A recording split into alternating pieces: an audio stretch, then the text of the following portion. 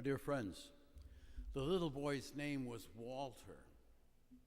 And when he was 5 years old, his family moved from Chicago to a farm in Missouri. And that suited Walter just fine.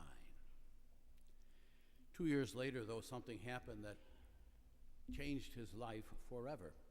On a lazy summer afternoon, Dad was tending to the farm chores and Mom was busy with housework.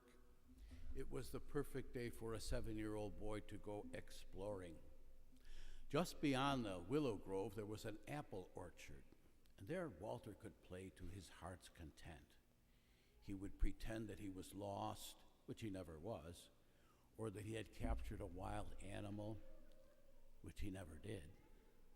As he approached the apple orchard, his eyes popped open like saucers directly in front of him, not 30 feet away, perched in the low branch of an apple tree and apparently sound asleep, was an owl. Walter froze. He remembered his father telling him that owls slept during the day so that they could hunt at night. What a wonderful pet that funny little bird would make if only he could approach it without waking it and snatch it from the tree. With every step, the lad winced to hear dry leaves and twigs crackle under his feet. But the owl did not stir. Closer, closer, closer, and at last he was standing under the limb the owl was sleeping on. Slowly he reached up with one hand and grabbed the bird by its legs. He had captured it. But the owl woke up and came alive like nothing Walter had ever seen in his life. In a flurry of beating wings, wild eyes, and terrifying shrieks, the owl struggled against the boy's grasp. But Walter, himself stunned and terrified, managed to hang on. Then the frantic boy flung the owl to the ground and stomped it, stomped it, stomped it, until the owl died. A shocked Walter gazed down at the broken heap of feathers and blood. Later he returned to bury the owl, the little pet he would never know, each shovelful of earth in the shallow grave moistened by his tears of remorse and regret. He told no one about what happened until many years later. The 7-year-old boy was grief-stricken and ashamed. And as he mourned silently and alone, he resolved that he would never again harm any living creature. And to pass the time in his loneliness and in his sorrow, he began to draw. He drew animals. Months went by. His sorrow and his shame went away, and his drawings kept getting better and better. And by the time he was in high school, he had a pretty good idea of what direction his life would take. Eventually, he got a job drawing animal cartoons, first for newspapers, later for Hollywood. He created a rabbit he called Oswald, and a mouse he called Mickey, and a duck he called Donald. By the time he died in 1966, the first of his theme parks was opening in California. And by now you know that Walter's last name was Disney. Very good. We got 100 on that. You know, it would be hard to think of any single human person who has done more in his lifetime to gladden the hearts of children and adults and bring them joy. When you think of all the people through the years who've been enriched and entertained by this person's work,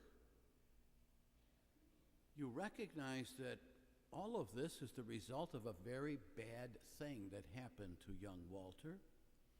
It was the death of the owl that led to his decision never again to harm any living creature, that led to his career as a cartoonist, that led to his theme parks. Some years back, there was a book that asked the question, why do bad things happen to good people? It's a question that all of us have asked ourselves at some time or another. Probably there are people here today, this morning, who are wondering about that same question. Bad things do happen to good people. I want to pose a different question, though. My question would be, when bad things happen, what comes next? And I can give you the answer to that. But better, I'll let Jesus give you the answer to that. Shortly before his death, he said, "Unless the grain of wheat fall to the earth and die, it remains just a grain of wheat. But if it dies, it produces much fruit." When bad things happen, God brings good from them. You can trust him. St. Paul to the Romans, "We know that for those who love God, all things work out for the good." That is the Easter message. God took a bad thing, the death of Jesus on Good Friday, and made it into a good thing, the resurrection of Jesus to new life on Easter morning. That's the lesson from the life of Jesus. That's the lesson from the life of Walt Disney. And that is the lesson for your life too. As you walk through your own personal way of the cross, as you experience Good Friday, you can be certain that God will lead you to your own personal Easter Sunday. That is the meaning of the sacrament of baptism, which you received some years ago. Paul, again, this time to the Romans, "Do you not know that we who have been baptized into Christ have been baptized into his death? So that just as Christ was raised from the dead, we too will lead a new life." Happy Easter. Together with our fellow Catholics throughout the world this morning, we will now renew the promises of our own baptism.